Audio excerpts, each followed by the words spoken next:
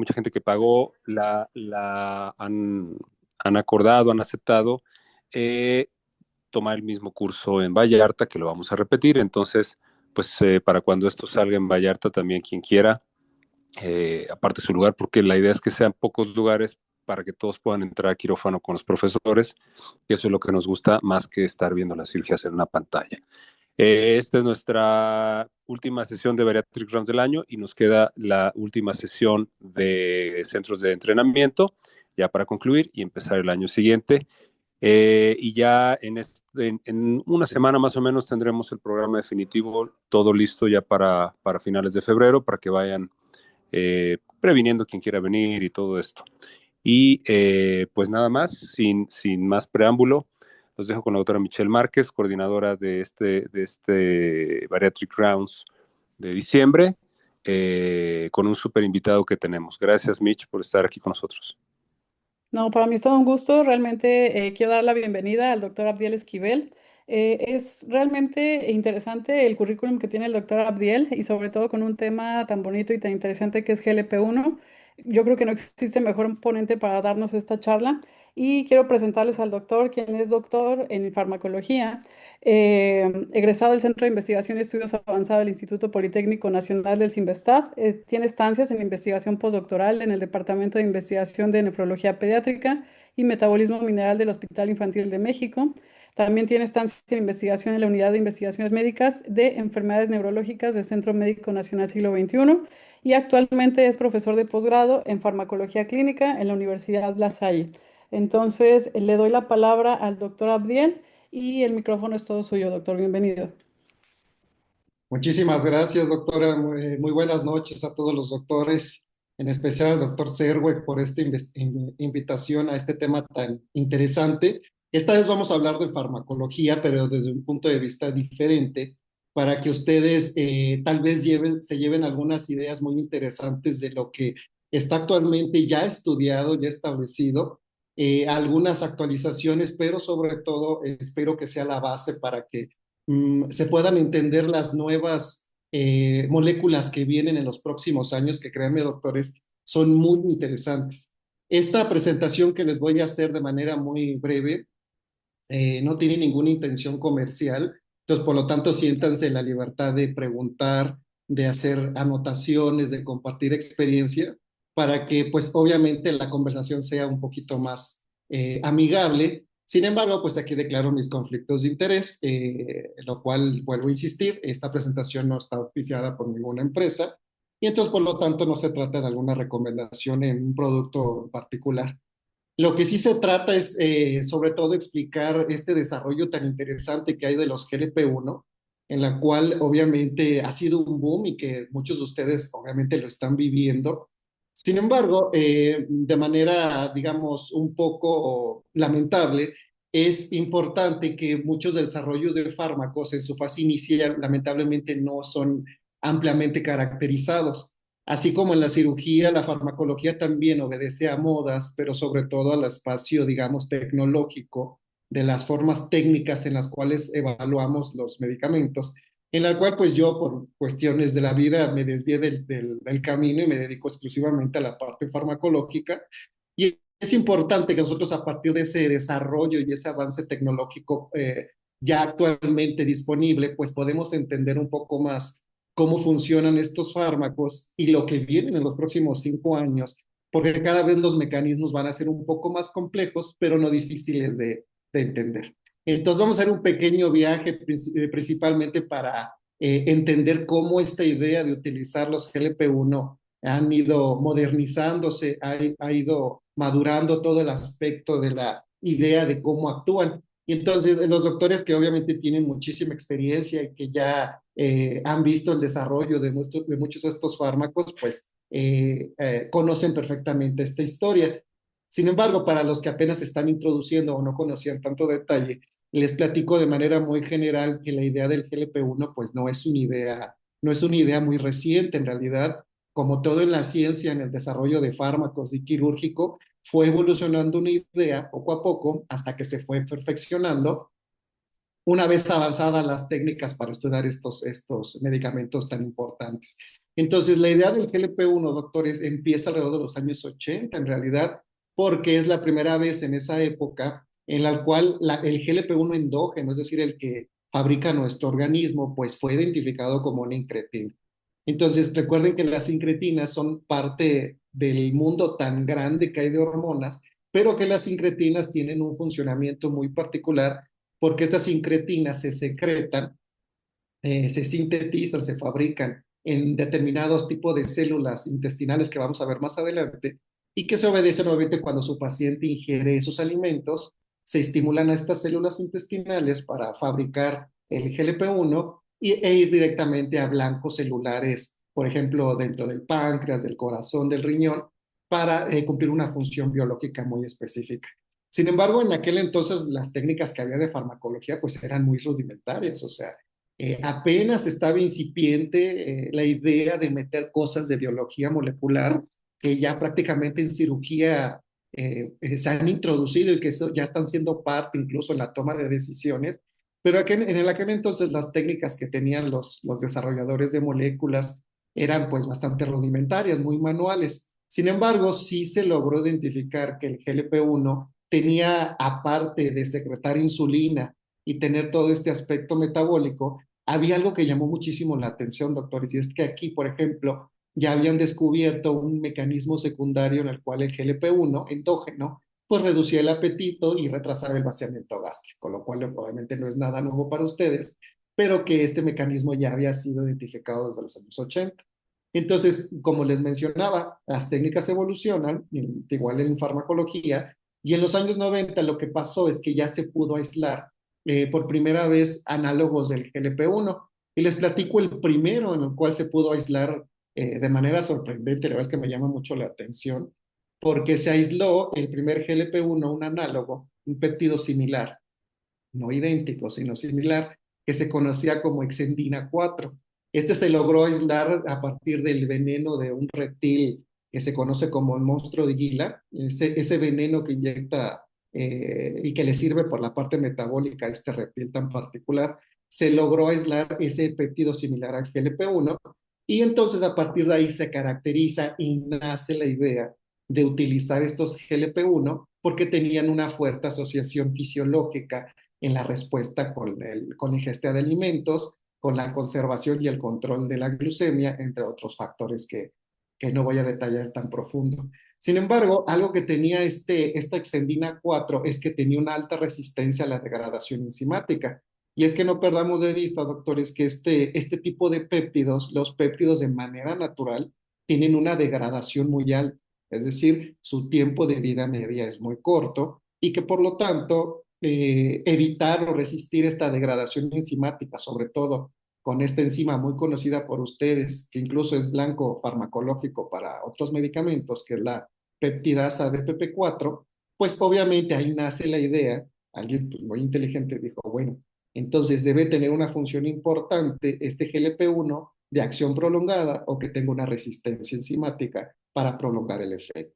Entonces, no solamente el GLP-1 aquí se logró aislar, sino que también pasó que se reconoció otra incretina, en este caso el HIP o el GIP, como ustedes lo quieran mencionar. Entonces, no perdamos de vista que las incretinas son muchas, hay muchas caracterizadas. Sin embargo, el GLP-1 y el HIP son las que actualmente están bien identificadas como aquellas que tienen efecto insulinotrópico de manera directa.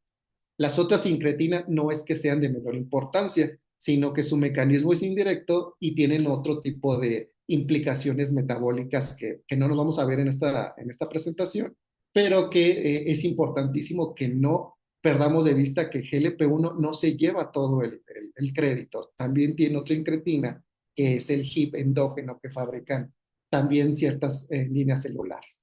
Y bueno, para avanzar, pues obviamente avanzan las técnicas farmacológicas y vean ustedes cómo nace el primer agonista GLP-1, que muchos de ustedes lo recordarán a inicios de los años 2000, que es la exenatira. Este es un péptido sintético, es decir, que se hizo por síntesis química y que nace como el primer agonista con esta idea que ya había evolucionado de los años 80. Aquí ya se veía un concepto que ya está bien establecido, que es el control de la glucemia, para pacientes que viven con diabetes tipo 2 y el efecto secundario, que es la pérdida de peso. Sin embargo, en este péptido sintético la pérdida de peso era moderada, no era tan alta como ahora lo estamos viendo con los nuevos agonistas. Y entonces, bueno, de manera resumida, aquí inicia en los años 2000, a los inicios, ese interés tan grande que hay por ese efecto de la pérdida de peso, que ya se venía arrastrando con otros fármacos que no son GLP-1 y que seguramente muchos de ustedes llegaron a utilizar, que era el Orlistat, entre otros, en los cuales pues la pérdida de peso era un blanco de atención muy importante por el componente psicosocial que tiene la obesidad y que ustedes pues viven día con día con sus pacientes. Sin embargo, en este caso, pues vimos que la pérdida de peso por la vía GLP-1 ya estaba bien establecido como un blanco, un objetivo, sobre todo de la industria farmacéutica. Entonces, en el año 2010, avanzan las técnicas y aparece el primer agonista biotecnológico que fue el liraglutida. El anterior, el primero, el que inició toda esta idea era de síntesis química y entonces con toda la evolución que tuvo la biotecnología, nace el primer agonista altamente potente que era liraglutida. Entonces aquí ya se encontró que la fuente de obtención y la potencia farmacológica determina la respuesta, obviamente, de la regulación de la glucemia y la mayor pérdida de peso. Y es aquí donde nace este boom tan importante que hay con el inicio de tantos medicamentos que ya se están desarrollando, sobre todo con la idea de prolongar la acción del GLP-1 para incrementar el efecto farmacológico. Entonces vean ustedes cómo inicia esta analogía y entonces para iniciar nuestra charla con esta breve introducción, que yo lo que les voy a mencionar es precisamente que hay en esto actualmente con esta evolución de las ideas que les mencioné anteriormente. Por ejemplo, en el caso actual, desde el año del 2020, pues ya estaban en México aprobados la semaglutida como el primer agonista GLP-1 de acción prolongada. Recuerden muchos de ustedes que el liraglutida se administra una vez al día por vía subcutánea y semaglutida tiene características farmacológicas que vamos a revisar que precisamente ayudan a que se pueda administrar una vez por semana. Tiempo después nace otro de los péptidos agonistas, que en este caso es la tirzepatida, con un mecanismo muy interesante. Entonces, en los próximos años, doctores, más allá de los que tenemos actualmente como semaglutida y tirzepatida, que ya dependiendo de las características del paciente, hay tendencias muy interesantes para ustedes, sobre todo para los doctores que les interesa mucho la investigación clínica, porque créanme, doctores, viene un aspecto de un boom, un interés tan grande que hay para reclutar pacientes, sobre todo en nuestro país, que lamentablemente tiene un índice de sobrepeso y obesidad muy grande. Y entonces, obviamente, para la industria farmacéutica, esto es un foco de poder reclutar pacientes. Entonces, para los doctores que les interese activar sus consultorios o sus quirófanos como sitios de investigación, pues es importante que ustedes puedan visualizar esto que viene en los próximos 5 años como los nuevos desarrollos. No me voy a detener en cada uno de ellos, sin embargo, es importantísimo que puedan visualizar que vienen nuevos agonistas, o sea, independientemente de todo lo que voy a mencionar en las próximas diapositivas, vienen nuevas ideas. Por ejemplo, se están evaluando ya en fase 2 y 3 agonistas GLP-1 orales con el propósito aparentemente de facilitar la administración para aquellos pacientes que pues, no les gustan los piquetes, ¿no? Con las agujas y que les da un poco de pereza la cuestión de estarse inyectando. Vienen estos agonistas puros, pero por administración vía oral, tanto de origen peptídicos como no peptídicos. Vienen otros, por ejemplo, muy interesantes que ya son fórmulas que se están desarrollando en farmacología, que les denominamos de acción ultra prolongada, es decir, agonistas puros GLP-1, pero que la ventaja va a tener en que la administración es mensual.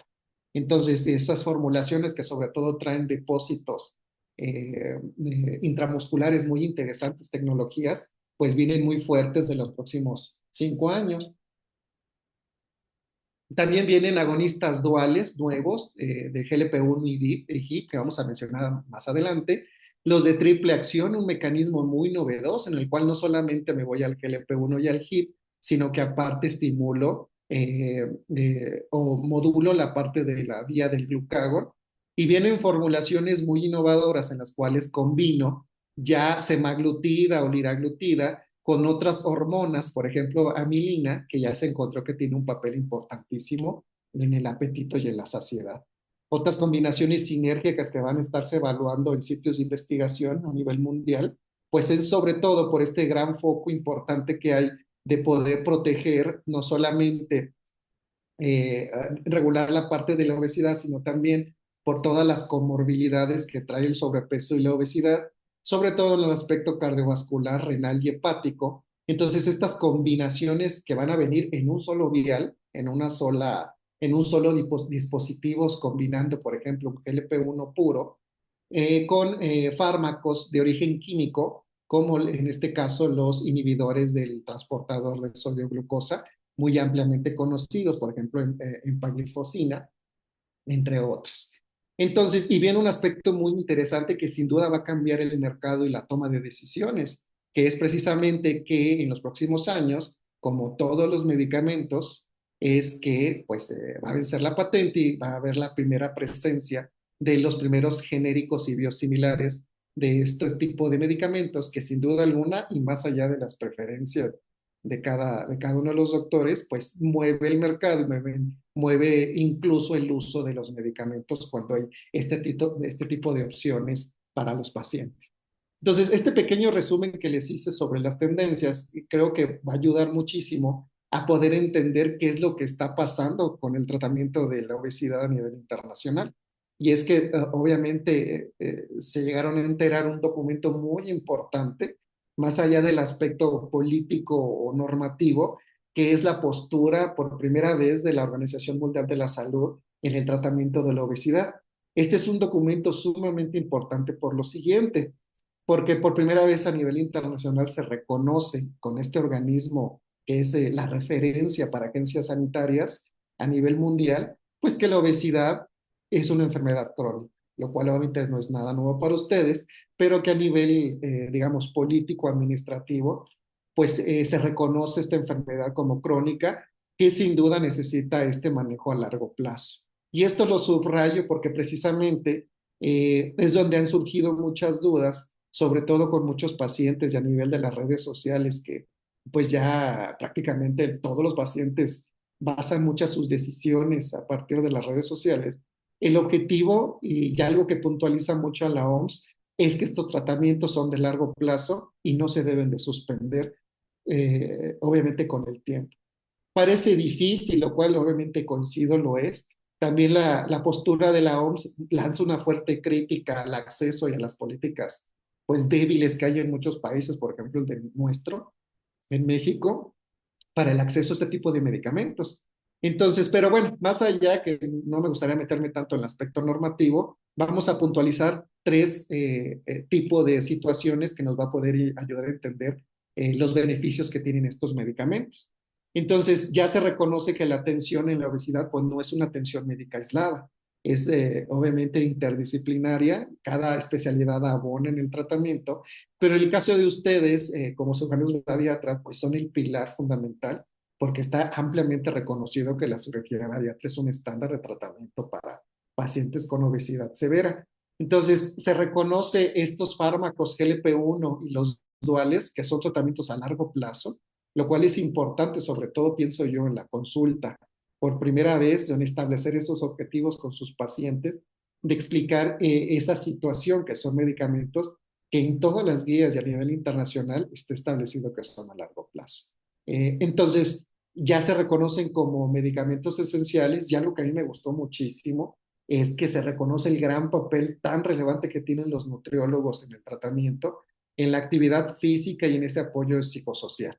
Entonces, no son respuestas aisladas, aunque en muchos estudios clínicos se pueda ver como si fuera el efecto solamente del medicamento y la respuesta es que no. En realidad, el apoyo tan importante que tiene nutrición, créanme, pues obviamente ustedes lo viven con sus pacientes.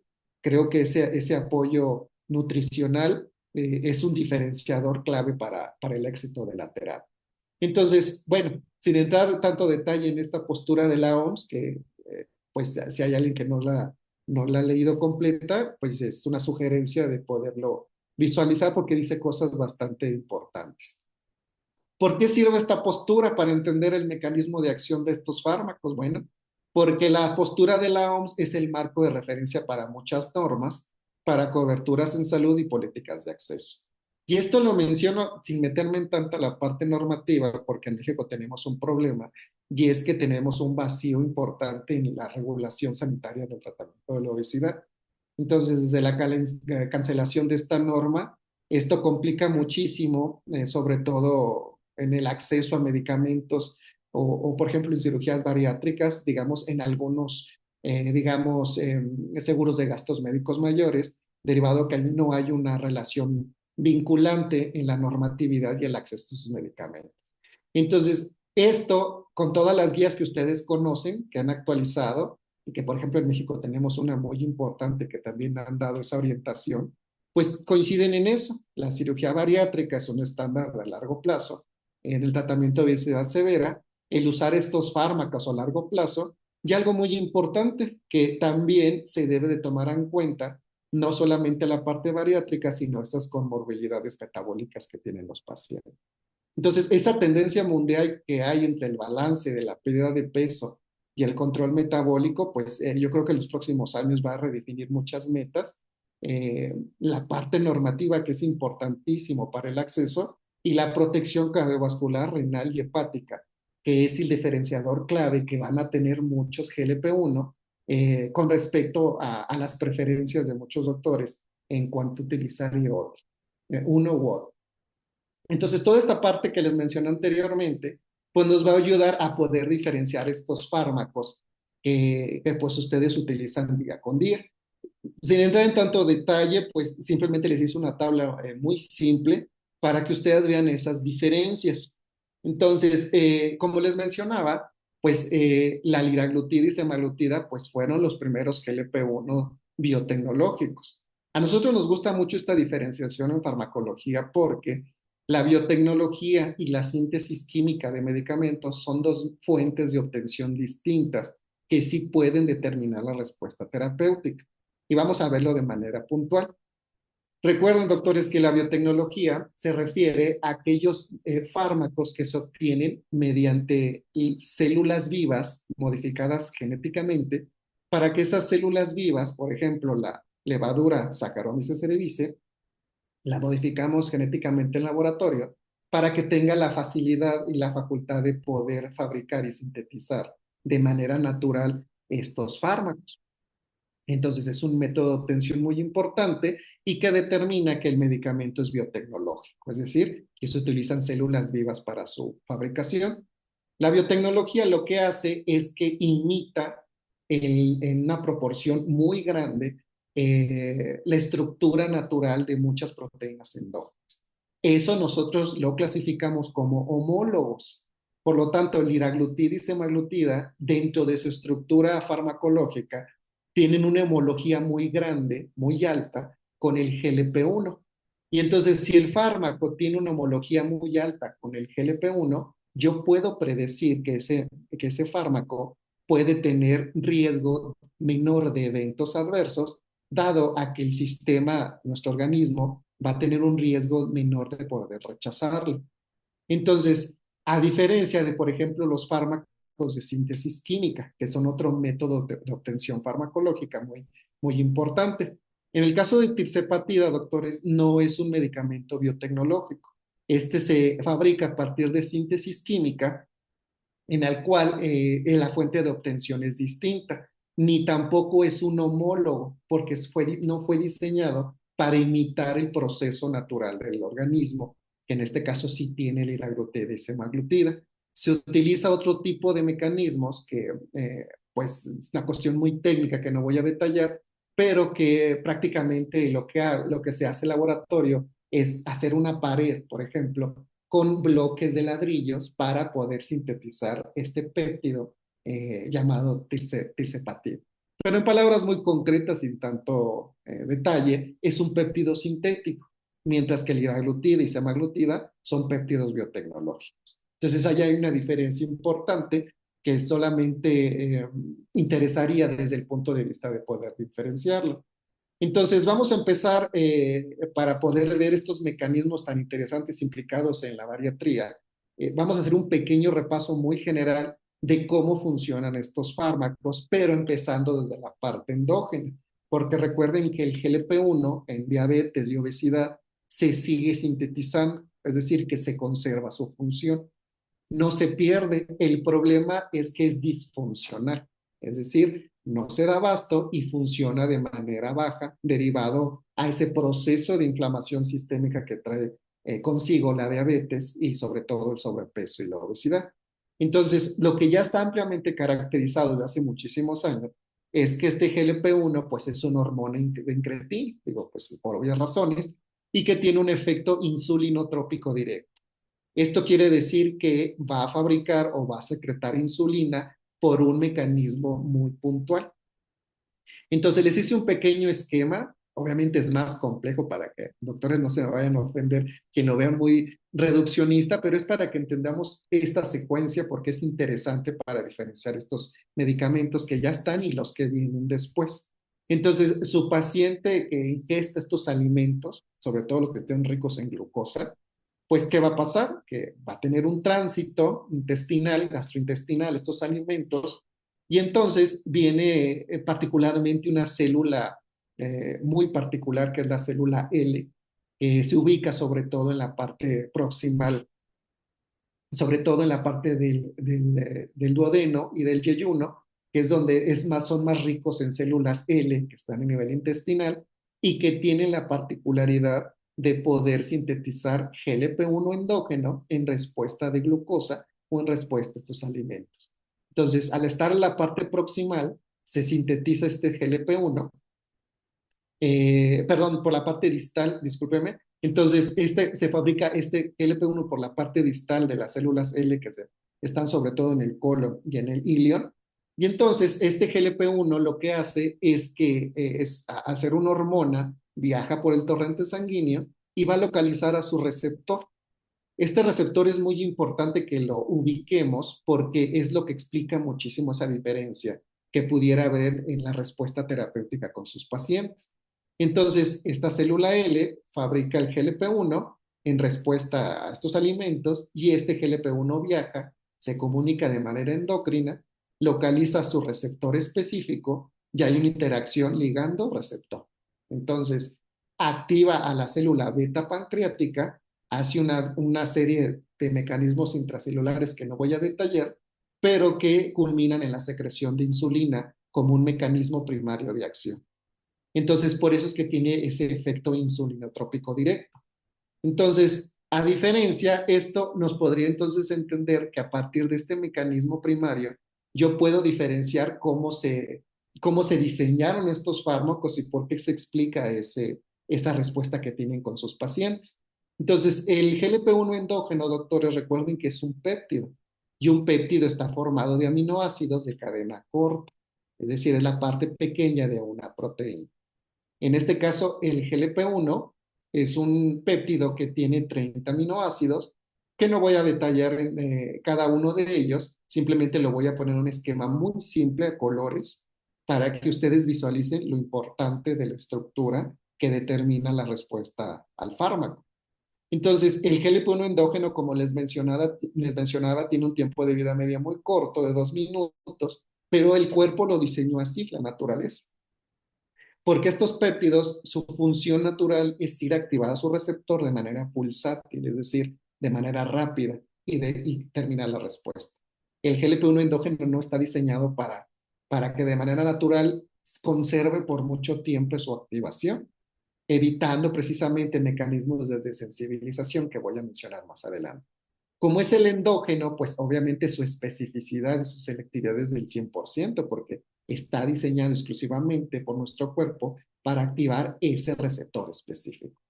Entonces, a partir de esta analogía se desarrolla el liraglutida, en el cual es un péptido también de cadena corta con una homología muy alta al endógeno, es decir, al natural. Tiene 31 aminoácidos, pero vean ustedes qué se hace en el laboratorio para diferenciarlo del endógeno. Porque como les mencionaba, En diabetes y obesidad el GLP-1 está conservado, es decir, está funcional, está disfuncional, se conserva, no hay ninguna modificación, sino que no le es suficiente para poder generar una respuesta completa de manera de que pueda obviamente regular estos procesos metabólicos. En el caso, por ejemplo, de liraglutida, se hace una modificación genética en uno de los aminoácidos y esta modificación genética que se hace, como les decía, por biotecnología, hace que tenga la liraglutida mayor afinidad por el receptor, porque va a competir en nuestro cuerpo el GLP-1 endógeno que lo fabrican las células L y liraglutida. Entonces yo le doy mayor afinidad para que tenga mayor potencia y entonces activa con mayor proporción a su receptor. Entonces, esta misma liraglutida se le incrustó en su estructura un ácido graso en el cual este le ayuda a manera de protegerlo, pero también para incrementar el tiempo de vida media. Porque recuerden que el GLP-1 tiene tiempo de vida media muy corto, entonces por lo tanto su intensidad farmacológica pues es corto. Entonces yo lo prolongo. Estas modificaciones tan simples que les estoy mencionando aquí de manera esquemática conserva la alta especificidad porque es un homólogo, pero incrementa el tiempo de vida media y que por lo tanto la acción del GLP-1 pues se incrementa, derivado de esta modificación que les estoy mencionando. En el caso de semaglutida pasa algo muy interesante porque lira y semaglutida son homólogos del GLP-1, o sea, ambos conservan esa alta homología. Sin embargo, en el caso de semaglutida, como observarán en la pantalla, pasa algo interesante porque observarán en el cursor, aquí si me van siguiendo, por favor, en este caso tiene dos modificaciones. Tiene una modificación genética en el péptido que hacemos en biotecnología y aparte tiene una modificación química que ayuda a protegerse de la degradación del DPP-4, que les mencioné anteriormente, pues es el enemigo natural de los GLP-1 para degradarlos. Lo protejo y le pongo un ácido graso a esta molécula y entonces la molécula de semaglutida conserva su alta especificidad, tiene alta afinidad por el receptor, pero lo más importante es que el tiempo de vida media se incrementa a 7 días. Esto es lo que explica, doctores, por qué ustedes se prescribe liraglutida de vía subcutánea una vez al día y esta semaglutida una vez por semana. Y es por estas modificaciones farmacológicas que les esquematizo de manera muy general y es derivado precisamente a estas modificaciones. Fíjense qué interesante cómo se hace todo esto a nivel de laboratorio y que muchas veces no se explican en los lanzamientos de medicamentos y creo que es fundamental porque entender los mecanismos de los fármacos nos ayuda a predecir la respuesta clínica. E incluso la respuesta clínica que ustedes observan en sus pacientes diarios se explican en su gran mayoría por los mecanismos farmacológicos que no necesariamente fueron caracterizados en su momento. Entonces vamos a pasar ahora con el HIP, en el cual pues de manera muy puntual ustedes observarán que en el caso del HIP les decía que es otra incretina. Entonces esta otra incretina pasa que a la ingesta de alimentos les mencionaba que las células L de manera distal fabrican el GLP-1, activan el receptor y secretan insulina. En el caso del HIP es diferente, es decir, también secretan insulina, pero lo hacen de manera distinta, porque el HIP solamente se secreta a partir de una célula intestinal identificada como la célula K, que están ubicadas de manera proximal, sobre todo en el duodeno y en el yeyuno. Entonces, estas obviamente estimularse con los alimentos, se fabrica HIP, activa su receptor específico y secreta la insulina. Entonces, por obvias razones anatómicas, es razonable pensar por qué primero, ante la ingesta de alimentos, su paciente primero va a sintetizar HIP y después el GLP-1. Sin embargo, la diferencia en la síntesis tampoco es mucha, es como media hora y también depende mucho del vaciamiento gástrico que tenga su paciente. Entonces, obviamente la respuesta, digamos, aguda le obedece más el HIP y después el GLP-1. Entonces, seguramente muchos de ustedes se preguntarán con esta secuencia fisiológica muy simple. ¿Aquí qué tiene que ver HIP? Pues muy importante, porque es parte fundamental de tirzepatida. Regularmente, bueno, en algunos foros, digo, no coincido mucho en esa parte de que se presenta tirzepatida como un análogo del GLP-1. Sí lo es, pero la manera, digamos, conveniente y la más recomendable es que tirzepatida en realidad es un análogo dual del GLP-1 y del HIP. Yo pienso que no hay que quitarle el crédito tan importante que tiene HIP en su mecanismo de acción, y entiendo yo tal vez que por cuestiones prácticas nada más se mencione como el GLP-1. Sin embargo, en realidad es un GLP-1 HIP derivado precisamente por su estructura.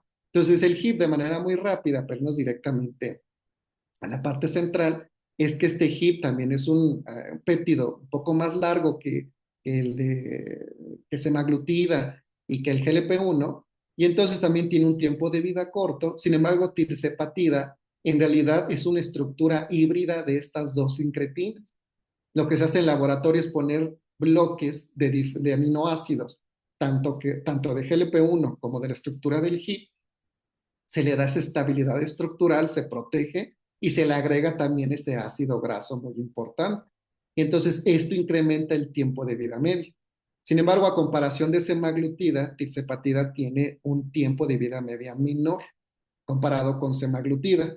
Esto de manera clínica lo vamos a traducir a que el efecto, si por ejemplo ustedes destetan a un paciente con algún medicamento, como nosotros le decimos, el arrastre del efecto farmacológico, pues todavía se va a ver más prolongado con semaglutida, con tirzepatida, incluso en los periodos de lavado, en algún momento que ustedes quieran cambiar de medicamento. Entonces, este dato es muy importante porque no es un elemento aislado, sino que tiene una aplicación clínica que sería interesante que la podamos ubicar dentro precisamente de la toma de decisiones.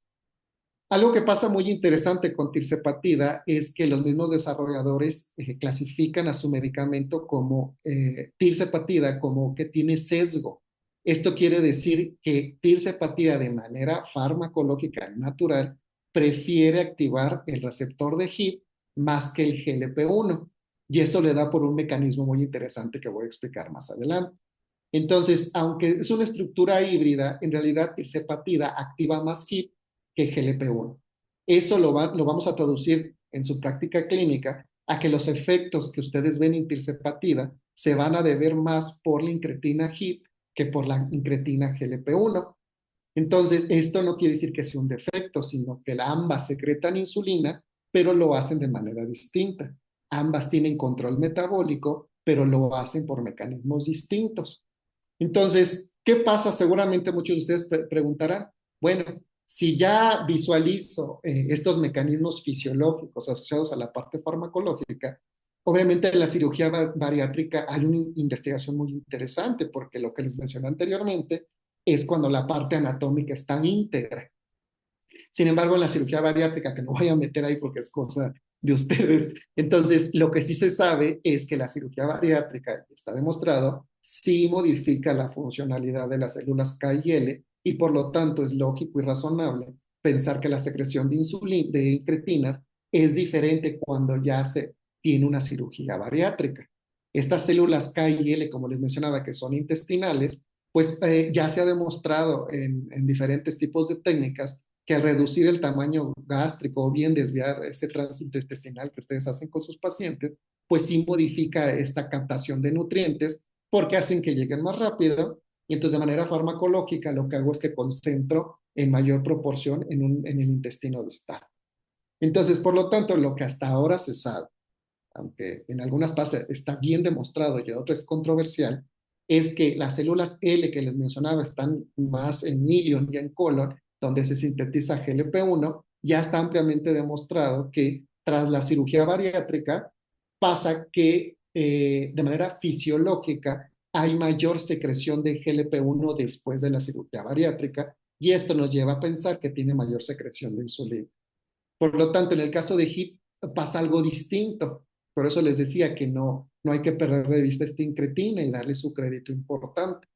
Aunque es controversial, y no voy a meter en estas cosas quirúrgicas que ustedes son lo que lo hacen, lo que sí se sabe es que HIP en las células K, que están sobre todo en duodeno y yeyuno, parece ser que en el bypass gástrico hay una disminución de la síntesis de HIP. derivado de este tránsito rápido, porque como pasa el alimento muy rápido, no le da suficiente tiempo en la parte proximal del intestino a poder secretar, que el alimento tenga contacto con esta área de superficie y le dé el tiempo suficiente para poder secretar suficiente cantidad de HIP por ese tránsito rápido. En algunas otras publicaciones, incluso la magma gástrica obedece lo contrario, pasa algo distinto porque parece ser que se aumenta la concentración de HIP derivado a que este flujo de nutrientes es mayor. Entonces eso estimula más a este tipo de células K, produciendo mayor concentración de HIP atrás ese estímulo. Entonces, en resumen, en realidad es favorable esta cirugía bariátrica, modifica esa funcionalidad, hace una hipersecreción, ustedes, obviamente, junto con el medicamento se aumenta la secreción de insulina, se disminuye la concentración de glucagón y aumenta la saciedad. Y en el HIP sigue siendo variable, como que depende mucho del tipo de técnica. Entonces, esto es interesante precisamente porque puede explicar mucho de los efectos que ustedes ven con sus pacientes. Y ya para ir directamente al final de la plática, pues vamos a establecer una pregunta para que podamos entender que obviamente si la cirugía bariátrica modifica esta funcionalidad, como ya está demostrado, entonces nos preguntamos, se han hecho diferentes estudios y las hipótesis es, entonces, si la cirugía lo modifica, ¿eso explicaría la respuesta clínica con los agonistas? Y entonces la respuesta es que depende. Depende porque primero hay que visualizar el mecanismo de acción. Más allá de todo el aspecto, digamos, teórico, el mecanismo de acción ya está identificado, el primario. Entonces vamos a ver ese mecanismo y les hice un pequeño esquema muy simplificado para que simplemente visualice que sí, SEMA y TIRSE producen insulina y producen el control metabólico. No hay como un margen de discusión en esa parte, pero lo hacen de manera distinta. Vamos a ver, por ejemplo, en célula pancreática cómo se expresa el GLP-1 receptor y el HIP receptor, y semaglutida al activar su receptor desarrolla diferentes señalizaciones intracelulares que no voy a entrar en tanto detalle, pero que fabrica este AMP cíclico. Secretan insulina. En el caso de TIRSE, activa mayormente HIP, aumenta AMP cíclico y secreta insulina, pero también activa el GLP-1 endógeno y también secreta AMP cíclico y secreción de insulina. Por eso es que tirzepatida se menciona como un agonista dual, porque activa HIP y activa GLP-1, aunque se mencione que es agonista GLP-1. Y yo sigo insistiendo, hay que darle su crédito tan importante a HIP porque es el que se lleva la mayor parte del efecto de tirzepatida. Entonces, bueno, para puntualizar este aspecto, vamos a ver permítanme dar un pequeño dato farmacológico. Yo sé que a lo mejor a muchos de ustedes no les gusta la parte de farmacología, pero es interesante poderla visualizar y es el dato directo del desarrollador de tirzepatida, para que pues no digan que hay una ideología o algún tipo de suposición. No, es el dato duro directo del desarrollador de tirzepatida que establece el mecanismo de acción de este fármaco. En los desarrollos, el autor, el que hizo la molécula, lo dice tal cual. Tirzepatida es un agonista parcial del GLP-1 y es un agonista completo de HIP. Entonces, si vemos en la primera gráfica, tenemos una curva dosis-respuesta que ustedes recordarán, pues en farmacología básica, en la cual hay un umbral de respuesta, hay una parte exponencial hasta llegar a un tope. Por más que ustedes le den dosis, ya su paciente llegó al tope de la respuesta, ¿no? Entonces, hay pacientes que su máximo son a dosis baja y hay pacientes que su tope son dosis muy altas. Entonces, mucha variabilidad. Sin embargo, aquí lo que quiero puntualizar es que ustedes vean cómo tirzepatida es un agonista completo del receptor HIP. Si se fijan, tiene una eficacia máxima y es más potente. Entonces, por lo tanto, tiene una excelente respuesta completa al receptor de HIP. Entonces, ¿por qué el autor de tirzepatida concluye que es un agonista parcial? Con esta gráfica. Entonces, en esta gráfica ustedes observarán igual la curva dosis-respuesta, pero del receptor del GLP-1. Ustedes observarán en la curva negra, de color negro, cómo hay una activación del GLP-1 endógeno del 100% en una curva dosis-respuesta. Sin embargo, en color rojo observarán la respuesta de tirzepatida al activar el GLP-1, y observarán que su respuesta es parcial. Solamente alcanza hasta el 50% de activación del receptor GLP-1. Entonces, por lo tanto, ustedes observarán que la respuesta de tirzepatida GLP-1 es parcial. Yo sé que a lo mejor es muy largo decir toda esta conclusión, pero farmacológicamente es un agonista parcial de GLP-1. Eso no significa que sea un defecto o algo contrario, pero hace una diferenciación clave con el mecanismo de semaglutida, que es 100% GLP-1, y que obviamente eso podría explicar la diferencia en resultados clínicos. Permítanme hacer una analogía muy simple para simplemente hacer digamos, un acotamiento en estos fármacos sincretínicos, simplificarlo. Como les decía, ambas funcionan muy bien, pero lo hacen de manera distinta. Imagínense que tienen una bicicleta y el pedal, pues es el receptor, es mi motor con la cual voy a echar a andar la marcha.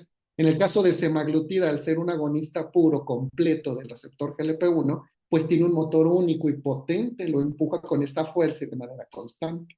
¿Sí? En el caso de tirzepatida, también lo va a empujar, o sea, lo avanza. Sin embargo, tiene dos motores, uno principal, ¿sí? O sea, es un pedal para HIP y otro pedal para GLP-1. El motor principal, de acuerdo al autor, es el HIP y de manera auxiliar el GLP-1.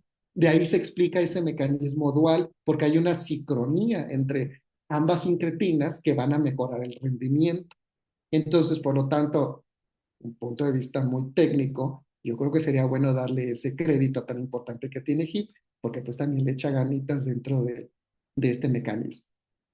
Entonces vámonos al final. Esta fisiología que les menciono de manera muy simple tiene algo que ver con el aspecto de la diferencia en la respuesta, porque es claro, digo, para nadie es un secreto que tirzepatida tiene una respuesta, por ejemplo, en pacientes con diabetes, tiene una respuesta a reducción de hemoglobina glicosilada y reducción de peso significativamente mayor comparado con semaglutida.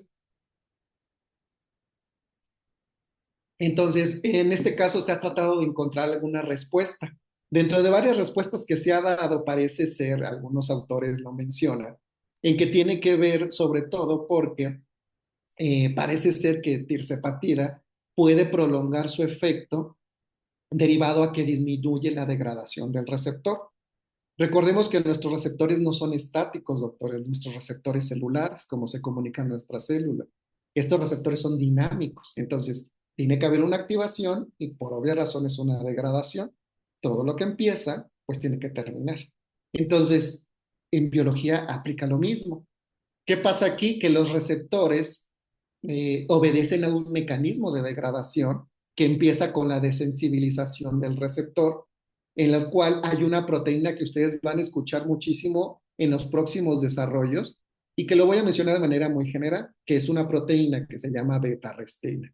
Entonces, la proteína beta-arrestina es una proteína muy importante porque es la que marca el receptor y al dejarlo marcado y activado, es la señal biológica para que se vaya a degradar. Entonces, los receptores se degradan mediante un mecanismo complejo que no voy a detallar, pero que culminan en una internalización del receptor y una degradación. Tiene que haber ese proceso de manera natural, porque si yo tengo mucho tiempo un receptor activado en la membrana, es natural que nuestras células hagan un proceso de adaptación a corto o algo largo plazo, depende del paciente, en donde hay una reactivación, una remodelación de los receptores, y por más que ustedes les suban la dosis, doctores, o sea, el espacio, ya no va a reaccionar el paciente porque su paciente ya está desensibilizado de los receptores. Sin embargo, aunque ha habido diferentes estudios, lo que sí está demostrado, más allá del aspecto teórico, les muestro igual las diapositivas, perdón, las gráficas del desarrollador de tirzepatida, donde explica precisamente esta diferencia. Entonces, en la primera, ustedes observarán la comparación con semaglutida en la activación de HIP. En color azul observarán la activación del receptor de HIP del 100% por su ligando natural. En el caso de semaglutida en color gris es del 0, pero es lógico porque semaglutida no activa el receptor de HIP, porque es puro de GLP-1. En el caso de tirzepatida, vean ustedes cómo la activación es parcial, ¿sí? En el caso, por ejemplo, del GLP-1, La diferencia, por ejemplo, también se ve marcada en el caso de reclutamiento de betarrestina. Entonces, aquí obviamente esta respuesta es muy interesante porque explica incluso algo que se ha mencionado en otros foros, que parece ser que el beneficio de tirzepatida es porque evita la degradación de los receptores del GLP-1. Y ustedes observarán en las gráficas cómo incluso encontramos que al ponerle concentraciones crecientes de GLP-1 endógeno, obviamente entre más concentración le pongan, más se va a degradar el receptor, porque obviamente hay un mecanismo de regulación homeostática. En el caso, por ejemplo, del GLP-1 con tirzepatida, vean cómo tirzepatida sí disminuye la internalización del receptor GLP-1. Es decir, sí tiene ese mecanismo, sí lo disminuye. Sin embargo, los mismos datos del desarrollador muestran que no hay una prolongación del efecto, es decir, no hay un desplazamiento de estas curvas, como ustedes observan en la pantalla de izquierda a derecha, como los fármacos de acción retardada, donde hay un desplazamiento de la curva. Por lo tanto, esta teoría de que tirzepatida tiene esos beneficios adicionales de secreción de insulina, de control metabólico, se deben a prolongación de la respuesta es que no, porque los datos concluyen que no hay prolongación de la respuesta, simplemente disminuye la internalización de ese receptor. Entonces, con todo esto, yo creo que más que aspectos farmacodinámicos, y terminamos con esta diapositiva, en la cual, más que aspectos farmacodinámicos, desde mi punto de vista muy particular, yo creo que la diferencia tiene más que ver con el grado de exposición del fármaco. Es decir, que el paciente llegue a esas metas y esa continuidad del tratamiento para mantener el efecto. Por ejemplo, aquí les pongo algunos datos farmacocinéticos, que no voy a detallar cada uno de ellos, en el cuales ustedes observarán que obviamente la biodisponibilidad es muy alta a nivel subcutáneo. Entonces, el tiempo de vida media, perdón, la Tmax, el tiempo máximo para alcanzar la respuesta es muy parecido. O sea, prácticamente es equivalente. Solamente subrayo en amarillo lo que me llamó la atención en una comparativa farmacocinética, y es que donde sí se ve clara la diferencia es la concentración máxima que alcanza cada uno de los fármacos. Ustedes observarán que en una dosis de 1 miligramo de semaglutida me da una concentración de 10 nanogramos. Y en el caso de tirzepatida es mayor, lo cual me indica, con estos datos farmacocinéticos en población, en pacientes, en que SEMA es mucho más potente. Digo, también era obvio porque pues las presentaciones farmacéuticas de las dosis de semaglutida son menores, con tirse que necesita mayor dosis para alcanzar el efecto. Entonces, en este caso ahí veo esa diferencia. En el caso de tiempo de vida media ya lo había mencionado, pero me gusta recalcar algo que creo que les va a hacer clic desde el punto de vista clínico, que más allá de saber el tiempo de vida media de estos fármacos, es importantísimo porque aunque a su paciente le suspendan un medicamento con cualquiera de las dosis, el efecto va a ser prolongado porque recuerden son de tiempo de vida media larga.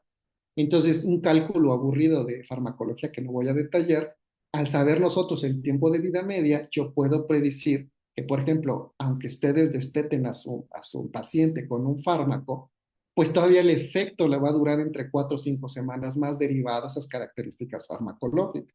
En el caso de tirzepatida es menor el tiempo, que son 3 a 4 semanas. Entonces, por lo tanto, una sugerencia desde el punto de vista técnico es que aunque ustedes desteten al paciente por cualquier razón, por eventos adversos, por acceso o porque quieren intercambiarlo con otro GLP, es importante que tomen en cuenta estos datos porque estos fármacos no son intercambiables. Es decir, yo no me puedo esperar una semana o días para cambiarlo, tengo que esperar el tiempo de que haya un periodo de lavado derivado a que no son fármacos intercambiables porque no tienen el mismo mecanismo de acción. Eso es muy importante. Algo también importante es el volumen de distribución, que a veces es aburrido cuando lo vemos en nuestras clases de farma, pero clínicamente tiene una implicación muy importante, y es que parece ser que tirzepatida se distribuye más ampliamente comparado con semaglutida. Entonces se va a más órganos y tejidos. Eso no quiere decir que tenga necesariamente mayor efecto, pero se distribuye mejor. Y en el caso de semaglutida, pues la distribución es mucho más puntual. Entonces, con todo esto, incluso hay datos que a veces no les menciona, que nosotros pues lo sabemos ahí por cuestiones prácticas, y es que estos fármacos se acumulan, es decir, entre dosis. Por eso es tan importante conservar esa disciplina en las dosis, más allá de los tiempos, sino que conserven en aplicarse semanalmente este medicamento, y es por un efecto que nosotros conocemos como efecto de arrastre. Entonces, en el caso que ya está bien determinado, semaglutida, no les voy a aburrir con cálculos aquí técnicos, pero su acumulación es mayor, es decir, tiene un efecto de arrastre prolongado. Así ustedes suspendan su semaglutida en su paciente va a seguir teniendo efecto farmacológico. Seguramente muchos de sus pacientes les expresan que siguen sintiendo los efectos aún cuando se les retiró, y es por este efecto de arrastre prolongado que tiene semaglutida, que es mucho menor en tirzepatida. El efecto de arrastre es menor. Entonces, con todo esto nos ayuda a entender este grado de exposición de la gran implicación que tiene la estabilidad de estas moléculas. Recuerden que independientemente que este es biotecnológico y este es químico, la estabilidad de la molécula es muy importante para mantener la exposición del fármaco.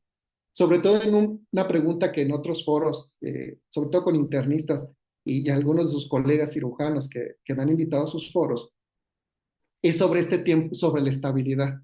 Naturalmente, todas las proteínas y todos los péptidos tienen una estabilidad muy delicada, es decir, obedecen a modificaciones por cambios de temperatura, por contaminación microbiana, etcétera, etcétera.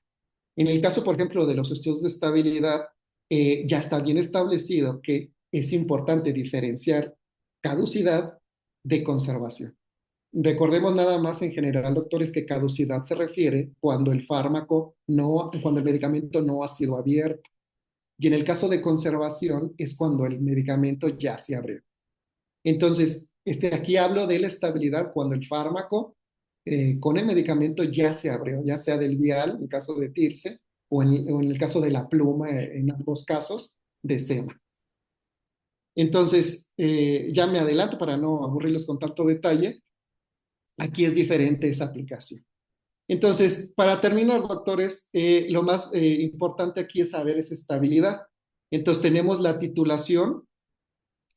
Cuando ustedes ya la alcanzan, tengo el efecto farmacológico, pero recuerden que aunque yo les simplifique aquí que en células pancreáticas, estos receptores están en muchas otras células. Y nosotros, cuando vemos un receptor en una célula, tiene una función. Entonces, por lo tanto, si está ahí, nosotros mencionamos con farmacología de que no están de adorno, van a tener una respuesta. Pero es importante saber en qué célula están y en qué densidad, porque esto determina y yo puedo predecir de manera clínica esa respuesta que va a tener su paciente. No los voy a detallar con tantos estudios histológicos, pero es importante que visualicemos que estos receptores están en células cardiovasculares, células hepáticas, renales y del sistema nervioso central. Por lo tanto, aquí obviamente esta relevancia es muy importante porque explica esos mecanismos, y me voy muy rápido ya para terminar la sesión. Entonces, en el caso, por ejemplo, del páncreas, pues ya está ampliamente caracterizado que hay una expresión altísima, lo cual explica el efecto biológico. En el caso del sistema nervioso central, pues están en núcleos cerebrales que están sobre todo en el ciclo de recompensa, porque obviamente la saciedad y el apetito están en este núcleo tan complejo, y que obviamente eso controla el apetito y el peso corporal derivado a que estos dos fármacos, tanto SEMA como TIRSE, tienen la capacidad de atravesar la barrera hematoencefálica y activar de manera terapéutica estos receptores que están ubicados en estas células neuronales de los núcleos. En el tubo digestivo ya se los mencioné anteriormente y explican estos mecanismos fisiológicos, y que obviamente de manera actual se ha identificado que incluso está expresado estos dos receptores en células inmunes que explican el efecto antiinflamatorio que tienen ambos fármacos. Y lo más nuevo, doctores, en este caso, el receptor GLP-1 y HIP están en tejido adiposo. Entonces, aunque lo ven muchas veces de manera aislada, en realidad el tejido adiposo tiene una función muy importante. Al estar los expresados estos receptores en el tejido adiposo, pues explican esa lipogénesis y la respuesta antiinflamatoria. Y lo más actual es que ya se encontró en hígado, sobre todo en hepatocitos y en células inmunes y endoteliales, la expresión solo del GLP-1 en estas células. lamentablemente no se expresa el receptor de HIP en hígado, lo cual yo podía, hasta este momento puedo adelantar que los fármacos que vayan a GLP-1 pues van a tener un efecto hepatoprotector en sus pacientes con obesidad, ya con una comorbilidad, por ejemplo, con el hígado graso. Entonces, estos efectos protectores se explican precisamente por esa expresión. En el caso del corazón, regularmente vamos a encontrar una alta expresión en el endotelio. Entonces, del GLP-1, eso explica por qué en el corazón, sobre todo en el endotelio, hay una citoprotección por un mecanismo muy interesante que implica el óxido nítrico y la disminución de la inflamación y el estrés oxidativo. Y finalmente el riñón, sobre todo el túbulo proximal, donde la expresión es muy alta del GLP-1, más que en HIP. Si se fijan, la expresión en todos ellos es muy baja. Esto no quiere decir que sea malo, sino que entonces la función de activar el HIP en esas células va a tener menor impacto clínico que en aquellos que van por la vía exclusiva del GLP-1, derivado al grado de expresión que tienen estos receptores. Entonces, para terminar, pues como mensaje clave, espero que haya quedado un poquito más amplio esta función tan importante que tiene el GLP-1 y el HIP, como estas principales incretinas, insisto, darle ese crédito tan interesante a HIP. Semaglutida, como vieron, pues es un agonista completo, puro del receptor GLP-1 y que tiene una fabricación muy interesante por medio de biotecnología. Y en el caso de TIRSE, que es una molécula exitosísima y que tiene un gran efecto farmacológico, tiene un mecanismo distinto. Ya vimos que es a través del dualismo entre el HIP y el GLP-1 y que es un fármaco que se fabrica por medio de síntesis química. Entonces, por lo tanto, estos efectos cardiorrenales de protección y hepático se deben principalmente por esa diferenciación en la expresión del receptor y que entonces, obviamente, utilizar medicamentos que vayan sobre esta vía, pues dependiendo de los estudios clínicos que se muestren, pues van a presentar este beneficio adicional, sobre todo en sus pacientes que necesitan, aparte de la cirugía, un control metabólico a largo plazo. Entonces vimos en general cómo SEMA y TIRSE pues tienen un mecanismo interesante que depende mucho, obviamente, de esa diferenciación y su distribución tisular. Espero haberles aportado información a su práctica clínica, un agradecimiento a toda la asociación y pues estoy esperando ahí sus respuestas, sus comentarios. Muchísimas gracias. Muchísimas gracias, doctor. De verdad es una charla sumamente interesante y sobre todo compleja porque obviamente hablar de farmacología y receptores no es sencillo ni de entender ni sencillo de explicar. Entonces, la forma en la que llevó la charla fue completamente extraordinaria y existen algunas dudas aquí en el chat. Yo también tengo algunas dudas, pero vamos a empezar con el chat. Nos pregunta el doctor Carlos Cervej. ¿Cómo explicamos que los síntomas gastrointestinales son distintos en los pacientes y su durabilidad también? Y si existe algún medicamento que recomienda más para cierto tipo de pacientes. Bueno, la recomendación depende.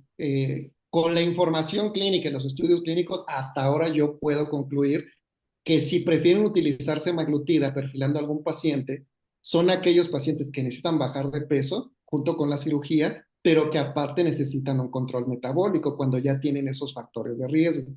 Entonces, yo recomendaría la semaglutida. Ahora, en el caso de TIRSE son para aquellos pacientes que necesiten o tengan visualizado objetivas o metas de bajar de peso muy rápido. Entonces, depende ahí las características. Otro muy importante son las presentaciones.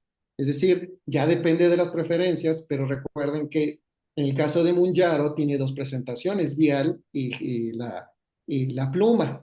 Entonces, ya depende incluso del costo y de la accesibilidad.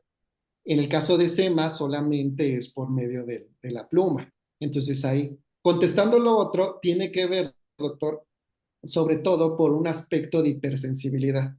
Es innegable que el aspecto de la náusea y el vómito es lo que limita muchísimo la adherencia terapéutica a largo plazo. Y en sí, regularmente se ha explicado de manera general, porque no hay esa técnica que pueda explicar al 100% por qué da ese efecto más uno con los otros. Parece ser que tiene que ver con un aspecto de adaptabilidad o de titulación. Me explico. Como ustedes lo hacen, obviamente se empieza con dosis muy bajas, con un propósito farmacológico, y es que el paciente tenga tolerabilidad por medio de un mecanismo que nosotros llamamos taquifilaxia. El problema es que hay pacientes que, aunque nos dicen que son de 4 semanas ese inicio, esa dosis inicial, hay pacientes que su respuesta es más tardía en la tolerancia. Entonces, la recomendación que se hace es prolongar el uso de las dosis bajas hasta que el paciente encuentre esa tolerabilidad. 2 o 4 semanas más. No necesariamente se tienen que cumplir las 4 semanas, derivado de que hay pacientes que no toleran inmediatamente el medicamento. Entonces, aquellos cuando ustedes les escanan la dosis, parece ser que el protocolo inicial de adaptabilidad tuvo que haberse prolongado para que el paciente pudiera tolerar dosis más altas. Ok, muy bien. Tenemos aquí otra duda. ¿Si los receptores GIP también se pueden degradar? ¿O si se degradan? Claro, claro que sí, doctor. Muy buena pregunta, pero se degradan de manera distinta. También se tienen que ir a un proceso de degradación. Lo que ya se sabe, doctor, es que, por ejemplo, el HIP se degrada más lento comparado con GLP. Entonces, por lo tanto, eso, desde un punto de vista, explicaría más el efecto de tirzepatida, porque naturalmente el HIP se degrada más lento comparado con el GLP. El GLP, la naturaleza lo hizo de tal manera en que la respuesta fuera pulsátil. Muchas veces se puede pensar que esto es algo negativo y no.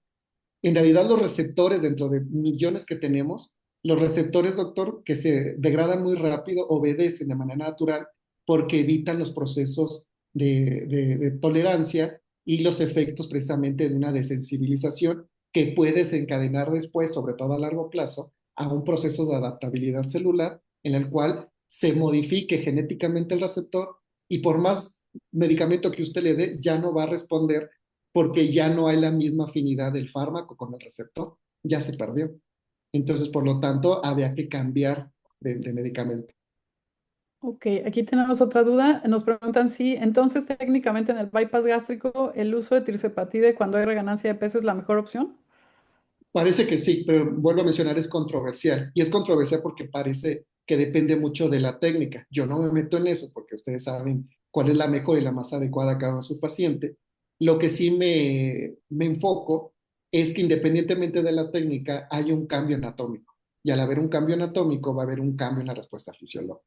Pero la conclusión que usted menciona, doctor, es la correcta.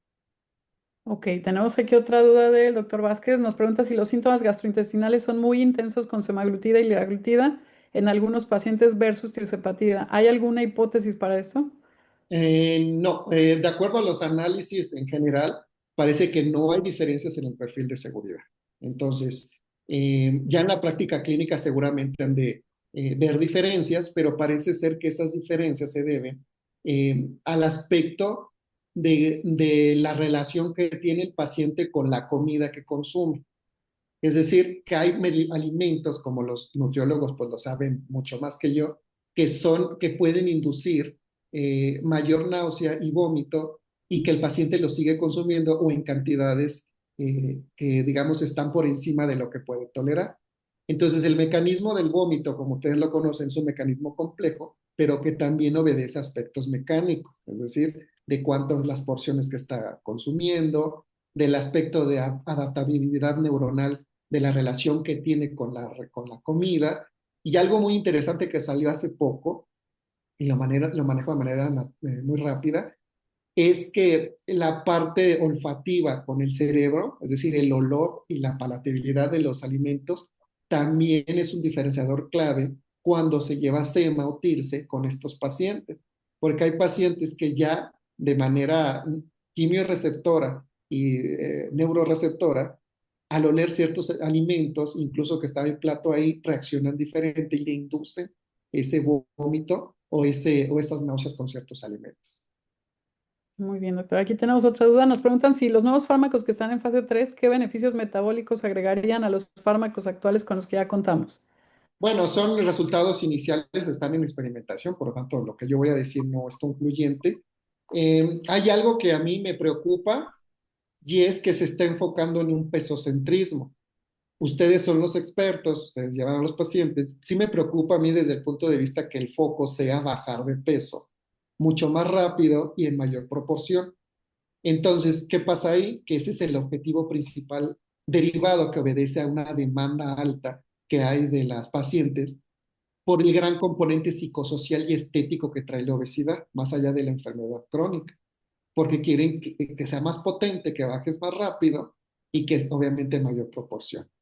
Sin embargo, las guías europeas han acotado algo muy interesante que ustedes lo conocen, y es que es importante bajar de peso, pero ya los beneficios metabólicos y de pérdida de peso ya se empiezan desde el 5%. Es decir, no es necesario irse hasta el 20, el 30 de menor peso, porque los beneficios de protección cardiometabólica empiezan desde el 5%. Ok, muy bien. Tenemos aquí otra duda, que ¿cuál es el riesgo de sobrelapar medicamentos? Me refiero al no dejar que se lave uno antes de empezar otro.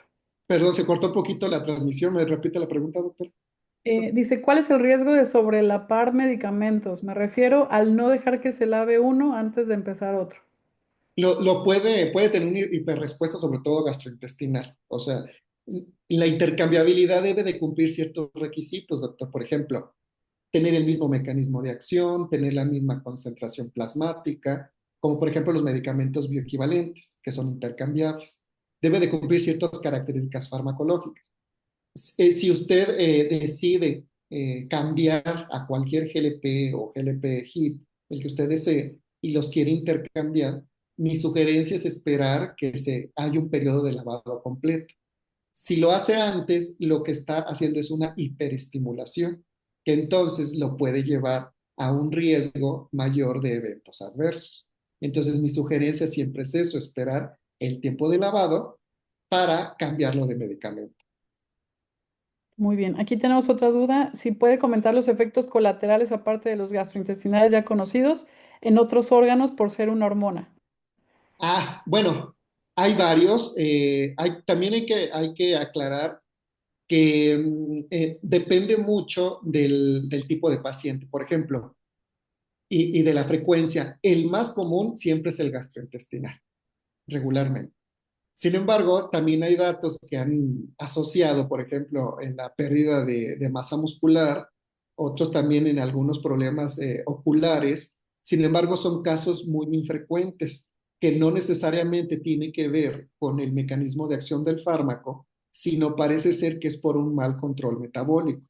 Entonces, ahí es importante poder diferenciar esos mecanismos. Sin embargo, están implícitos dentro de los productos de tirzepatide y semaglutida. Con respecto a ello, en cuestión de neuritis óptica isquémica, justamente ese efecto adverso que ahorita es muy sonado y que pareciera ser algo no tan poco frecuente, pudiera ser o pudiera deberse que tal vez la farmacovigilancia en México no es la correcta o que no se reportan todos los efectos adversos o qué sucede, porque incluso en charlas anteriores hemos tenido, digo, de forma anecdótica con algunos otros colegas, pero sí ha sido algo constante, no digo común, no me refiero a que en todos los pacientes se presenta, pero ya no es tan anecdótico el escuchar que han habido pacientes con neuritis isquémica. Entonces, ahí podría ser un tema de farmacovigilancia o qué podría ser. Lo es, doctora, coincido. El sistema de farmacovigilancia a nivel internacional funciona de la siguiente manera. Ustedes, por ejemplo, cuando prescriben un fármaco y tienen algún problema, hay un reporte de farmacovigilancia que se manda a la autoridad sanitaria, y de la autoridad sanitaria se va a una base de la Organización Mundial de la Salud. De ahí se recaban todos los datos y de ahí se toman decisiones.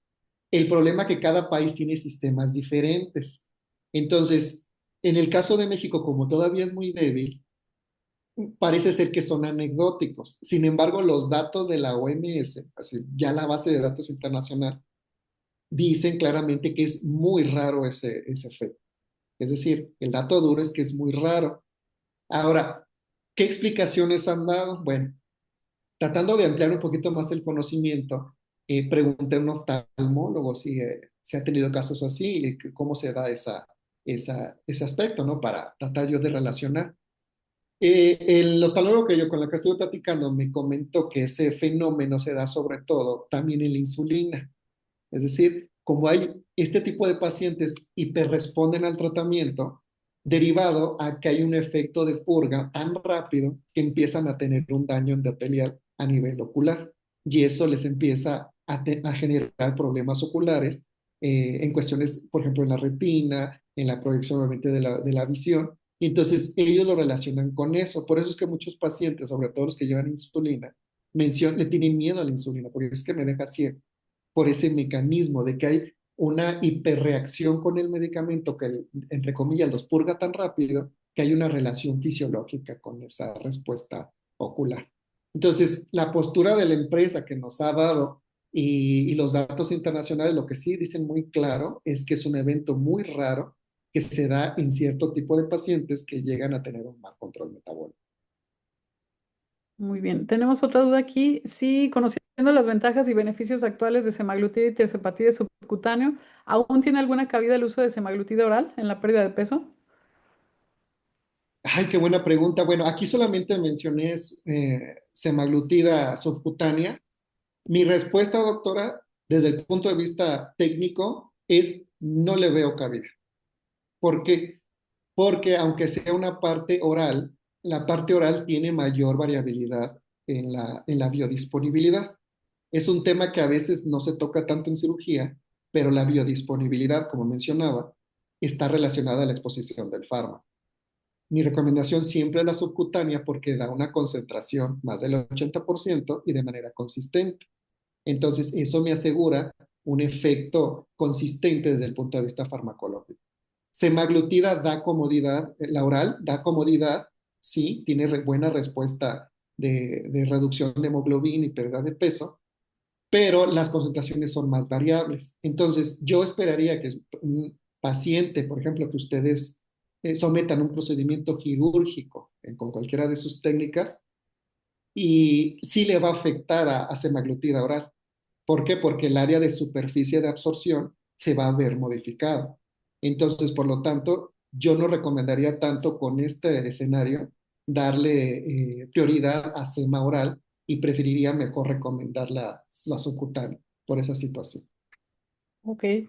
Y, por ejemplo, en dado caso que tenemos conocimiento que la gran mayoría del tratamiento farmacológico tiene como meta o pérdida de peso esperada no mayor al 12, máximo un 20%, ¿sería aún recomendable estar dando este tipo de medicamentos a cualquier paciente con obesidad? Y me refiero a obesidad extrema, grado 3, grado 4, grado 5, o sea, pacientes con metas de tratamiento muy largas o muy grandes.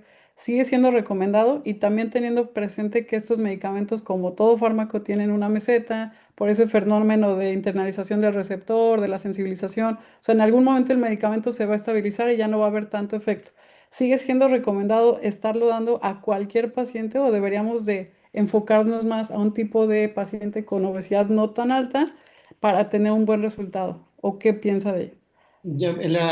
No hay suficientes datos. Sin embargo, sí se recomienda el seguirlo administrando por una razón que seguramente han observado muchos pacientes. Y es que aunque usted, doctora, suspenda el tratamiento con un paciente, un porcentaje alrededor del 25%, incluso más, en algunos reportes que hay en literatura, tienen reganancia de peso. Y la reganancia de peso incluso empieza alrededor de los 3 meses. Es decir, si usted lo suspende, a los 3 meses hay una reganancia de peso.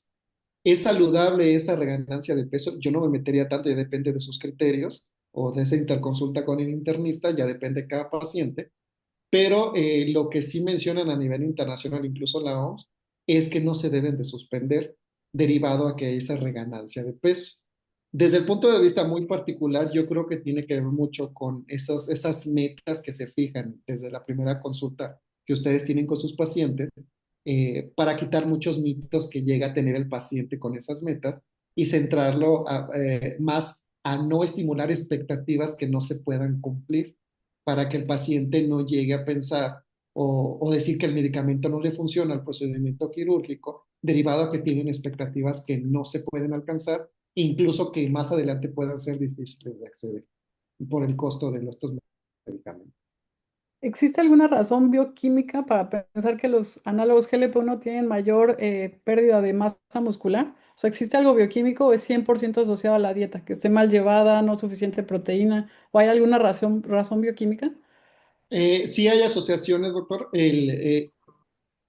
porque el receptor GLP-1 y el HIP sí se expresan en células musculares, sobre todo el músculo liso y el músculo cardíaco, también algunas en músculo esquelético, que obviamente en conjunto pues tienen que ver con la marcha.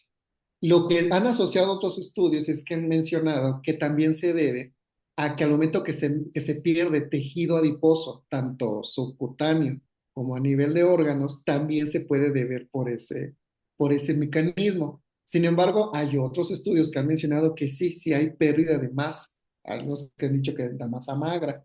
Sin embargo, lo que no se pierde es la fuerza, es decir, la funcionalidad del músculo.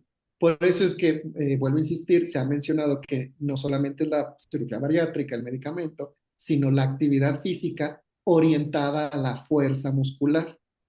Precisamente no porque el medicamento necesariamente le vaya a perder la fuerza, sino es que es parte integral del tratamiento derivado precisamente de estos mecanismos de que empieza a perder la grasa. Muy bien. Y ya, bueno, una última pregunta del público. Nos preguntan si con cuánto tiempo se debe suspender el fármaco en caso de estarlo administrando a un paciente que está en proceso de preparación para cirugía, para no causar un efecto hiperestimulante o es indiferente. No se tienen los datos concretos de esa situación, doctor. Mi recomendación es un mes, tomando en cuenta las características farmacológicas. Muy bien. Y tenemos una pregunta más que para usted, doctor. Creo que la hacen en general para cirujanos. Nos pregunta el doctor Romer Ramírez si para los cirujanos pediatras, ¿qué tan frecuente es encontrarse con adherencias gastropancreáticas por uso de análogos GLP-1 preoperatorios en sus pacientes operados? No sé si alguien en el público lo quiera contestar. ¿Alguien tiene experiencia en ello? Pues yo jamás había escuchado esto. Tratando de pensar por qué podría pasar, pues no veo mucha razón, a menos que le diera pancreatitis, pero con eso era con Lira. No sé si alguien. De entrada, yo casi no los preparo con medicamento, yo lo reservo para el post, para al sexto mes, si veo que estamos fuera de metas para entonces empiezo medicamento, pero antes no me suena algo, no sé si alguien haya escuchado esto. Sí, no, ni idea. No sé si alguien tenga alguna opinión.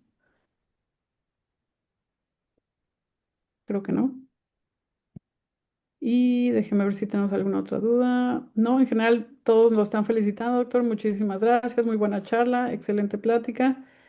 Una última pregunta que nos pusieron aquí. Si hay algo que nos pueda decir del uso de análogos de GLP-1 y anedonia.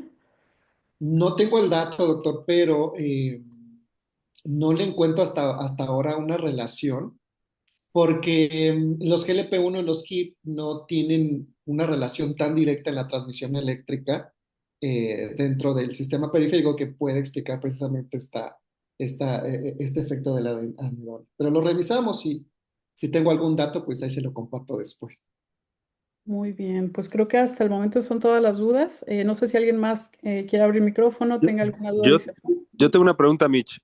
Abdiel, una duda. Después de este washout, vamos a decirlo, bueno, la pregunta es más sencilla. Paciente que lo tienes por un tiempo en tratamiento, lo suspendes, regana peso un año después y quieres volver a empezar.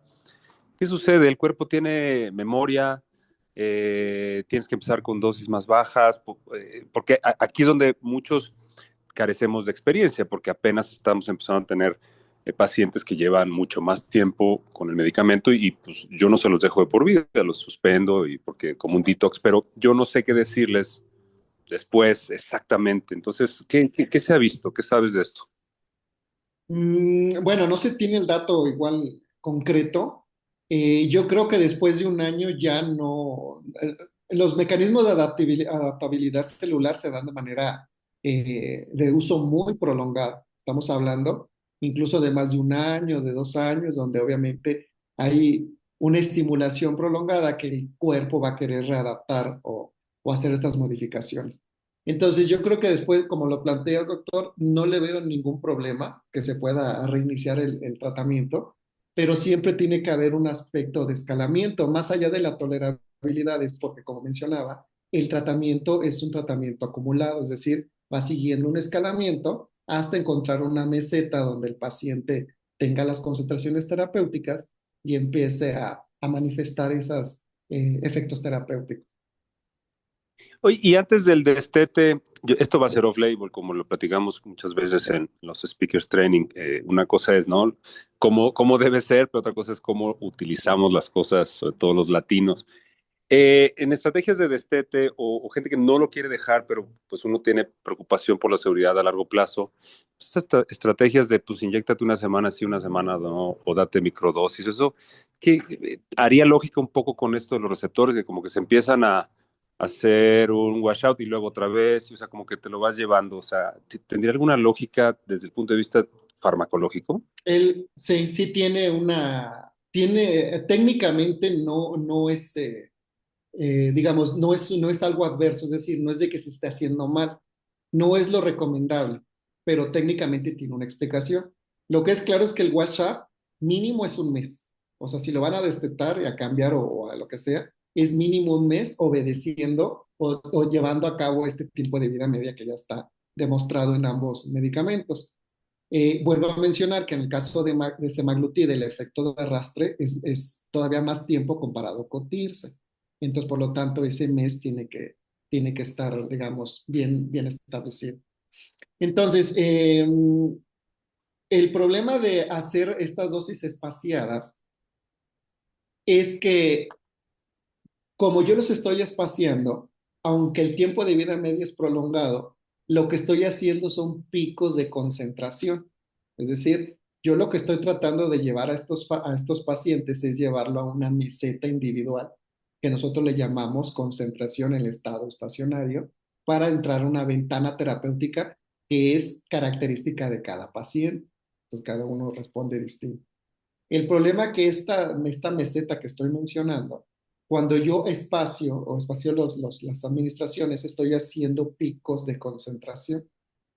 Entonces, estos picos de concentración, aunque no se ha demostrado en SEMA y TIRSE, sí provocan que le estoy dando espacio a mis células para hacer una readaptabilidad y esos procesos de compensación naturales que existen en la célula. ¿Por qué? Porque les estoy dando ese aspecto. Entonces, en realidad, ese es la único, digamos, malo que pudiera suceder. ¿En cuánto tiempo sucede? No lo sé, porque nunca se ha hecho, no se tienen esos datos. Técnicamente se recomienda, yo diría que sí, porque hay pacientes que tratan de, digamos, tener mayor acceso o poder optimizar sus concentraciones, sus dosis, derivado del costo de estos medicamentos. Incluso, doctor, me han hecho algunos comentarios que está muy de moda algo que le llaman sacarle la dosis de oro, algo así, o dosis dorada, en el cual la misma pluma precargada se le purga el sistema de seguridad o un poquito de dosis que le sobra al medicamento, se lo sacan por medio de una jeringa para insulina y alcanzan una dosis mayor. Técnicamente tiene una explicación. No es lo recomendable, pero el medicamento está. Es decir, simplemente son situaciones en las cuales tanto el paciente, el médico, trata de optimizar lo más que se puede esas dosis, ¿no? Entonces, como no hay estudios que puedan avalar eso, en realidad se hace todo empírico. Desde mi punto de vista muy particular, yo no lo veo mal, tiene una explicación técnica. Sin embargo, el problema con las dosis espaciadas es que es abrirle la ventana a esos procesos de compensación celular. Doctor, cada vez es más frecuente la aparición de medicamentos genéricos o medicamentos que no tienen un registro como tal por COFEPRIS o que no tienen todos esos registros, lo que lo hacen legal. ¿Ese tipo de medicamentos tienen algún riesgo en particular o cuáles son los riesgos que estamos corriendo de administrar esos medicamentos o de recibir esos medicamentos? Sí, doctora, toca usted un tema muy interesante y lo voy a explicar de la siguiente manera. Es un riesgo muy alto. O sea, un medicamento falsificado no tiene registro. Entonces, al no tener registro, el problema es de que no se puede garantizar la eficacia y seguridad.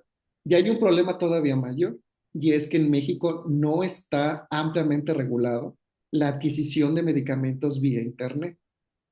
Entonces, ¿qué pasa? Que hay un fenómeno donde un porcentaje sustancial de pacientes o de usuarios del medicamento, sean conmórbidos o no, pero adquieren el medicamento por medio de distribuidores no autorizados o por medio de Internet. México tiene un grave problema de falsificación de medicamentos, no solamente de esto, oncológicos, antibióticos. No somos un país fabricante de medicamentos falsificados, pero somos consumidor alto. Por situaciones geopolíticas, ya en otro día, otra vez lo podemos comentar. Ahora, estos son los falsificados. En el caso de los genéricos y biosimilares, que van a venir también próximamente, pasa que es importantísimo que visualicemos que un medicamento genérico que vaya a aparecer como GLP-1, su evidencia científica es más limitada que uno de patente, porque los genéricos solamente se aprueban por medio de estudios de bioequivalencia en voluntarios sanos, no en pacientes que padecen la enfermedad. Ya depende de ustedes, doctores, si le dan más aval al estudio clínico aleatorizado, fase 3, fase 4, o a un estudio de bioequivalencia. O sea, ya depende de ahí de lo que ustedes consideran alta evidencia científica para recomendar un producto. Sin embargo, dentro de México, que tenemos muy buenos genéricos y muy buenas empresas de genéricos, también hay genéricos que tienen malos controles de calidad. Y eso no es un secreto, eso viene ampliamente documentado, en el cual aquí va a pasar un fenómeno que estoy visualizando en los próximos años, y es que va a haber como una buena competencia de precios en la cual los pacientes van a preferir el genérico, y entonces van a decir que ustedes lo recomiendan el patente por el precio y porque este es más barato, y no, no se trata de eso, sino que obviamente todo medicamento trae una inversión en calidad, y la calidad es igual a inversión. Y estos de mala calidad o que no tienen tantos estándares va a ser un boom. Esto les va a modificar su consulta, doctor. La aparición, que estén a favor o no de los genéricos o el uso, pero eso va a modificar el mercado porque el paciente va a buscar lo más barato. Claro. Entonces, en próximos años les va a aparecer eso. Muy bien, tenemos unas últimas dos preguntas por motivos de tiempo. Nos comenta el doctor Antonio Rodríguez si bajo alguna condición en pacientes con semaglutido y tirzepatide es recomendable hacer un desescale de dosis progresiva hasta suspender el tratamiento. Sí, también, doctor, es bastante lógico. Vuelvo a mencionar, tiene que haber ya la última dosis que le dé, así sea la más baja, tiene que haber hasta que ya depure todo el fármaco. Y le digo, mínimo es un mes. También el metabolismo de eliminación de cada paciente es diferente. Lo que yo sí les puedo decir es que, por ejemplo, algo que tienen en particular los péptidos y las proteínas como fármaco, a diferencia de las sustancias químicas, tienen algo muy particular en farmacología, y creo que les puede ayudar mucho en su práctica. Y es que estas proteínas y péptidos no se metabolizan por la vía del citocromo, por el hígado. Entonces, eso es una gran ventaja. ¿Por qué? Porque el riesgo de interacción farmacológica es muy bajo. Uh-huh. Y en el caso de los de síntesis química, sí se van por el hígado. Entonces, ¿qué pasa? Que obviamente estos obedecen ¿qué dice? Pero desescalar refiriéndose a ir disminuyendo progresivamente. Sí, por eso, o sea, desescalarlo, la dosis, obviamente le voy bajando la dosis, pero ya la última dosis que le va a dar, si se lo va a suspender, pues de todas maneras, aunque le dé la dosis baja, el tiempo de vida media sigue siendo el mismo. Lo único que hace es bajar. Ok, y tenemos otra pregunta. Dice, hay pacientes que lo utilizan de manera intermitente según eventos sociales o perder peso de temporada, ya que los medicamentos los venden sin prescripción, sin valoración, y al usarlos así, ¿pueden haber consecuencias o puede haber pérdida de efectividad? Es una pérdida de tiempo primero, o sea, en Y realidad de dinero. es una pérdida de tiempo porque en realidad no se hace de esa manera, no es lo recomendable. Vuelvo a insistir, como es una parte estética y psicosocial muy compleja, me imagino que se apoyan con los psicólogos, es complejo de llevar. Sin embargo, en realidad no es pérdida de tiempo, y la otra es que si vuelven a empezar con el tratamiento, les digo, les están abriendo la puerta para que haya un proceso de adaptación celular en el cual a largo plazo, todavía no se sabe cuánto, empiecen a perder efecto. Este fenómeno, incluso si tienen un poquito más de duda de lo que estoy mencionando, pasa mucho con los beta bloqueadores, sobre todo con los cardiólogos que los usan tanto. Entonces, este fenómeno de dualidad, de agonismo puro, parcial, no crean que es un mecanismo muy nuevo. Esto ya se viene en farmacología hace mucho. El MATCA yo creo a veces, yo creo sería bueno como mapearlo nuevamente, pero los beta bloqueantes y los agonistas bloqueantes para muchas enfermedades cardiovasculares tienen este fenómeno. Entonces, si ustedes quieren profundizar más sobre este tema, es lo mismo. Es decir, no se sabe el tiempo, pero el fenómeno aparece. en el cual si yo le sigo dando enalapril, captopril, y por esas suspensiones, recambios, incluso en cambios de genéricos, esas modificaciones en la exposición de fármaco es la puerta abierta para que generen estos mecanismos de resistencia. Muy bien. Y ya por último nos comentan si es necesario ser lavado del medicamento en el preoperatorio por riesgo de broncoaspiración, por retraso del vaciamiento gástrico, que creo que ya nos había comentado realmente de un Sí. mes, nos recomendaba, pero creo que va de la mano, ¿no? ¿O qué opina usted, doctor? Sí, o sea, es lo mismo, o sea, sí se recomienda, pero ojo, vuelvo a decir, la interacción farmacológica entre la anestesia y el GLP-1 es muy baja porque van por mecanismos distintos, o Ok. sea, no se van por el hígado, entonces ahí es diferente. Muy bien, pues creo que son todas las dudas. No sé si alguien más nos quiera comentar algo. Carlos, Tony, no sé si tengan algún comentario.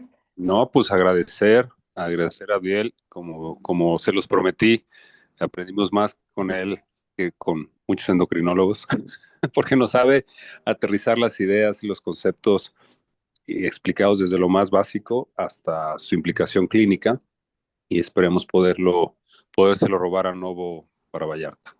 Muchas Ah, gracias, bueno. Abdiel, por estar aquí con nosotros. Nunca habían habido tantas preguntas, creo que responde a todas las dudas